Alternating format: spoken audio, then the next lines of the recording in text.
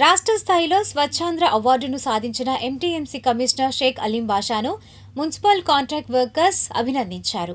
వివరాలు ఇలా ఉన్నాయి. ఆపరేషన్ క్లీన్ స్వీప్లో ఎంటీఎంసీకి రాష్ట్రంలో ప్రథమ స్థానం లభించింది. పారిశుద్ధ్య నిర్వహణలో మంగళగిరి తాడేపల్లి నగరపాలక సంస్థకు అగ్రస్థానం రాగా, గుడివాడలో జరిగిన కార్యక్రమంలో ముఖ్యమంత్రి చేతుల మీదుగా అవార్డు, ప్రశంసా పత్రాన్ని కమిషనర్ అలీం బాషా అందుకున్నారు. నగర పరిశుభ్రత, వ్యర్థాల నిర్వహణ, పారిశుద్ధ్య కార్యక్రమాల అమలులో అధికారులు, సిబ్బంది సమన్వయంతో పనిచేయడం వల్లే ఈ విజయాన్ని సాధించగలిగినట్లు కమిషనర్ అలీం బాషా అన్నారు. ఈ మేరకు మున్సిపల్ కాంట్రాక్ట్ వర్కర్లు సన్మానించడం జరిగింది.